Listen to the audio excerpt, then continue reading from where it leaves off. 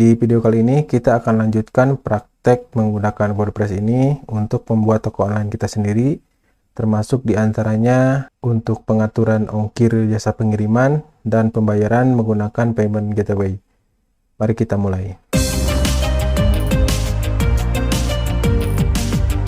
Halo teman-teman semua, selamat datang kembali di channel Kelas Bareng. Saya Yuwana dan kali ini kita akan melanjutkan pembahasan tentang WordPress. Ini adalah salah satu video dari seri kelas WordPress yang akan kami sajikan di channel Kelas Bareng ini. Di video kali ini kita akan lanjutkan praktek menggunakan WordPress ini untuk membuat toko online kita sendiri, termasuk diantaranya untuk pengaturan ongkir jasa pengiriman dan pembayaran menggunakan payment gateway. Mari kita mulai. Di video bagian pertama membuat toko online sebelumnya, diantaranya kita telah membahas tentang apa itu e-commerce, keuntungan berjualan online, kemudian apa yang kita butuhkan untuk memulai toko online. Kemudian pada bagian kedua, kita telah memasang WordPress dan WooCommerce. Pada bagian ketiga, kita telah melakukan pengaturan WordPress dan WooCommerce. Dan kali ini kita akan lanjutkan dalam video bagian keempat seri praktek membuat toko online ini dengan pengaturan tema dan plugin pendukung untuk WooCommerce. Kita langsung saja masuk dulu ke admin area situs toko online yang telah kita buat sebelumnya. Yang pertama adalah kita akan ubah tema terlebih dahulu. Klik tema baru, kemudian kita akan menggunakan tema Astra. Kita install, tunggu sampai proses pemasangannya selesai, kemudian kita aktifkan. Kemudian jika kita masuk ke halaman tokonya, kita bisa lihat bahwa halamannya sudah berubah. Sebelum ke pengaturan tema, satu lagi saya akan install plugin WooCommerce Blog untuk menambahkan widget-widget WooCommerce. Kita cari plugin WooCommerce, kita gunakan plugin WooCommerce Blog. Kita install, kemudian kita aktifkan. Kemudian selanjutnya pada halaman toko kita atau halaman beranda kita, karena kemarin kita telah mappingkan halaman beranda kita masuk ke halaman toko, kemudian kita akan sesuaikan atau menggunakan customizer. Kemudian kita masuk ke pembuat header. Nah, di sini kita bisa ubah title dan menambahkan logo di sini. Misalnya kita akan pilih logo, lewati pemangkasan. Nah, tapi logo kita menjadi sangat besar, kita kecilkan terlebih dahulu. Kemudian kita juga bisa menampilkan judulnya atau tidak, jadi hanya menampilkan logo saja. Dan judul situsnya juga kita bisa ubah. Nah, kemudian untuk menu, di sini sudah ada menu untuk chart, checkout, my account, sample page, dan shop. Tapi saya hanya akan menggunakan keranjang misalnya dan akun untuk login pelanggan. Jika sudah, kita terbitkan. Selanjutnya kita masuk ke bilah sisi, misalnya kita ubah menjadi bilah giginya di sebelah kiri. Kemudian untuk halaman standarnya kita juga gunakan bilah sisi kiri. Untuk artikel dan blog sebenarnya nanti di toko online ini kan tidak dipakai ya. Kemudian untuk WooCommerce itu untuk halaman shop, checkout, keranjang, dan lain-lain, kita gunakan misalnya bilah sisi kiri. Nah, di bilah sisi kiri ini nanti kita akan tambahkan widget-widget untuk pemilihan kategori dan lain-lain. Dan untuk produk standar kita ubah menjadi tanpa bilah. Kemudian kita juga bisa atur untuk lebar bilah sisinya, tapi kita biarkan default saja terlebih dahulu. Jika sudah, kita terbitkan. Kemudian yang selanjutnya untuk footer kita tidak gunakan, performa kita gunakan. Kemudian untuk WooCommerce, pemberitahuan toko ini jika diaktifkan nanti akan ada notifikasi di sebelah atas bahwa ini baru merupakan demo dulu misalnya. Tapi kita bisa juga edit-edit untuk pemberitahuan toko ini. Atau misalnya jika tokonya sedang tutup, kita juga bisa tambahkan untuk pemberitahuan tokonya di sebelah sini. Tapi untuk sekarang kita nonaktifkan dulu. Kemudian kita kembali. Untuk katalog produk ini kita tampilkan produk, kategori, tampilkan produk, dan lain-lainnya ini kita biarkan default. Kemudian untuk halaman checkout, nah misalnya untuk nama perusahaannya kita sembunyikan. Kemudian untuk baris alamat dua bidangnya kita juga sembunyikan, jadi hanya satu baris. Kemudian untuk telepon kita wajibkan. Kemudian pilihan untuk halaman kebijakan privasi, yang nanti privasi ini akan muncul di sebelah sini. Syarat dan ketentuan lainnya juga kita biarkan terlebih dahulu, kemudian kita terbitkan. Selanjutnya kita ke widget. Nah, untuk halaman toko ini ada satu bilah yang dipakai, yaitu bilah sesi WooCommerce. Nah, di sini kita dapat menambahkan blok-blok widget. Sebagai contoh, misalnya saya akan menambahkan untuk pemilihan kategori. Ini nanti akan muncul di sini. Kemudian di sebelah bawahnya kita akan gunakan widget daftar kategori. Dia akan muncul kategorinya sebelah sini. Kemudian kita juga bisa tambahkan yang lainnya, misalnya saring produk menurut harga. Kemudian kita tambahkan satu lagi, misalnya untuk awan tag produk. Maka ketika kita terbitkan, jika kita masuk ke halaman tokonya, di sini sudah muncul untuk widget di bilah sisi kirinya. Jadi kita misalnya filter kategori clothing saja, maka di sini hanya akan terfilter untuk kategori clothing saja. Begitu juga dengan penyaringan berdasarkan harga. Kemudian berdasarkan produk juga bisa. Jadi untuk halaman ini silakan teman-teman atur sesuai dengan selera teman-teman sendiri. Kemudian yang selanjutnya adalah kita akan pasang plugin untuk ongkir jasa pengiriman. Kita masuk ke menu plugin, kemudian tambah baru. Nah, untuk plugin ongkir ini, ketika pelanggan melakukan pembelian secara online, ongkos kirim menjadi salah satu pertimbangan yang penting bagi mereka. Pelanggan perlu tahu berapa biaya yang mereka perlukan untuk mengirim barang dari penjual ke rumahnya atau ke alamatnya. Nah, oleh karena itu, kita perlu menyediakan fitur pengecekan ongkos kirim di situs toko online kita. Selain mengetahui ongkos kirim yang diperlukan, pelanggan juga bisa memilih jasa ekspedisi mana yang ingin mereka gunakan. Nah, dengan WordPress, kita bisa dengan mudah menyediakan fitur pengecekan ongkos kirim ini dengan menggunakan plugin ongkos kirim. Tersedia berbagai macam plugin ongkos kirim yang bisa kita gunakan, baik yang gratis maupun yang berbayar. Tapi untuk kali ini, kita akan menggunakan plugin ongkos kirim gratis, yaitu dengan menggunakan plugin ongkoskirim.id.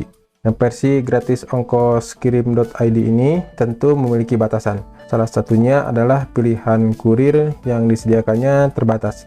Di versi gratisnya, kita tidak bisa menyediakan pilihan kurir seperti JNE Yes, JNE OK, Tiki Ons, dan Si Cepat Best. Teman-teman bisa melakukan upgrade akun premium jika merasa fitur gratisnya tidak mencukupi kebutuhan teman-teman. Kita install dulu plugin ongkos kirimnya, kemudian kita aktifkan, kemudian kita masuk ke pengaturannya. Ketika plugin ongkos kirimnya telah diinstal, ini akan menambahkan satu tab baru di tab pengiriman plugin WooCommerce, yaitu plugin ongkos kirim. Ini enable-nya pastikan di checklist, kemudian versinya kita gunakan yang gratis, dan ekspedisinya kita bisa pilih. Nah, bisa dilihat di sini bahwa untuk JNE Yes, Tiki Ons, dan Si Cepat Best ini hanya untuk tersedia versi Pro. Nah, tetapi kita bisa gunakan jasa pengiriman yang lainnya, yang standar.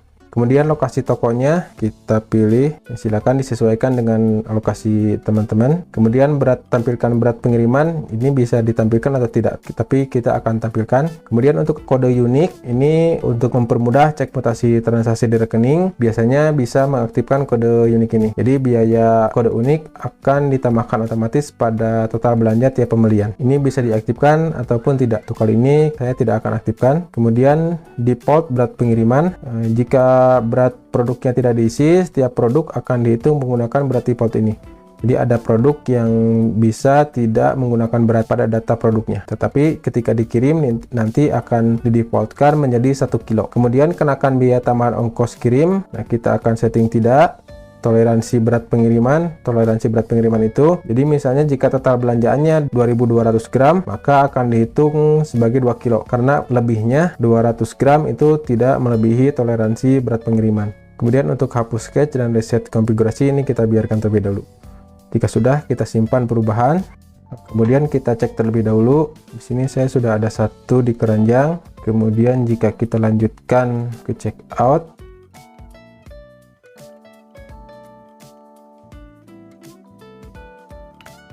maka di sini akan ada jasa pengirimannya.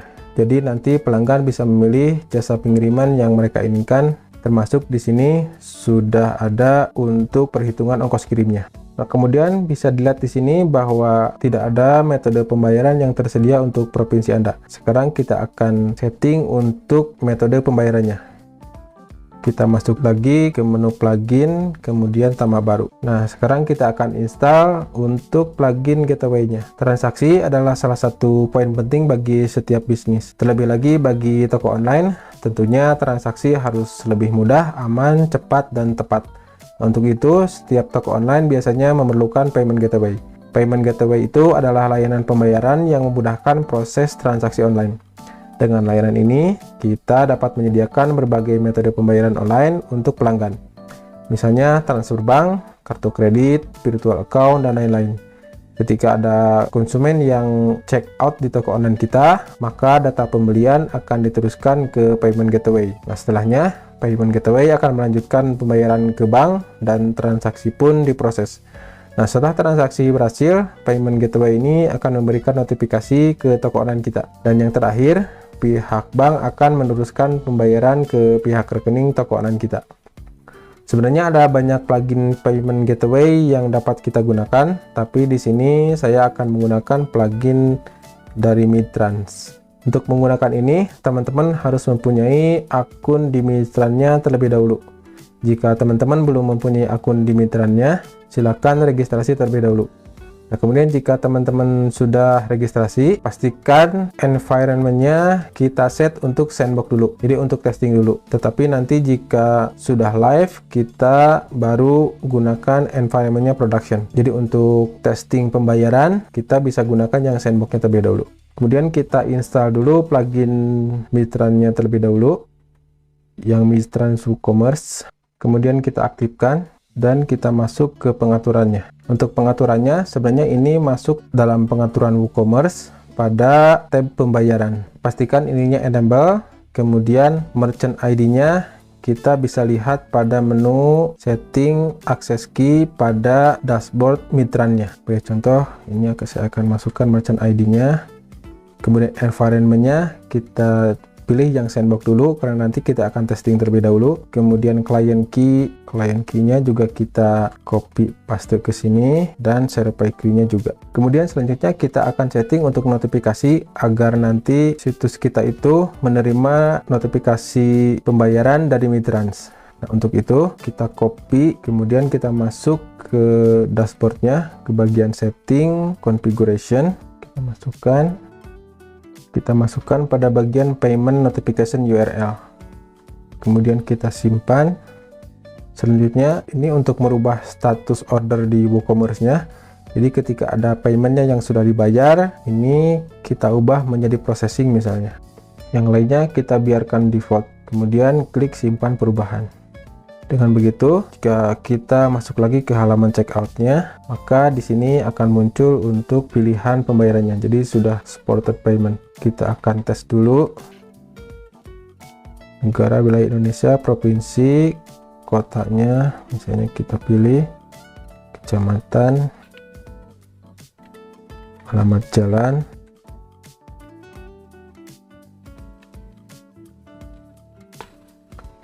kode pos, telepon, alamat email, kemudian catatan pesanan. Jadi ini adalah ketika pelanggan melakukan checkout. Bisa dilihat di sini ada detail pesanannya, subtotalnya berapa, beratnya, kemudian pengirimannya berapa, dan total yang harus dibayar. Nah, ketika kita membuat pesanan, maka akan muncul payment gateway Mitran tadi. Jadi untuk payment gateway Mitran ini kita bisa menggunakan banyak metode pembayaran seperti kredit card, ATM, e-wallet, kemudian bisa mengklik BCA dan bank-bank yang lainnya, dan bisa juga melalui pembayaran Indomaret atau Alfa. Nah, misalnya pelanggan memilih pembayaran melalui Indomaret, kemudian Pay Now. Dengan begitu, nanti pelanggan tinggal menyimpan kode paymentnya dan melakukan pembayaran melalui Indomaret. Sebagai contoh, ini adalah simulasinya. Jadi ini hanya simulator saja. Nanti di Indomaret akan meminta payment code-nya. Kemudian pelanggan memberikan payment code-nya, kemudian klik dan pay misalnya. Maka jika kita lihat transaksi di Mitrannya bahwa statusnya sudah settlement atau sudah terbayarkan. Dan jika kita masuk ke menu pesanan, di sini statusnya sedang diproses dan bisa dilihat bahwa di Mitrannya ini sudah settlement, berarti sudah dibayarkan. Jika kita lihat detail pesanannya bahwa ini sudah dibayarkan termasuk jasa pengiriman. Kita cukupkan dulu untuk video kali ini. Di video-video selanjutnya, kita akan lanjutkan dengan praktek jenis-jenis situs web yang lain seperti membuat blog pribadi, membuat blog website organisasi, atau membuat landing page. Jika teman-teman memiliki pertanyaan, jangan ragu untuk menghubungi kami dengan meninggalkan komentar. Sampai jumpa di video selanjutnya. Terima kasih.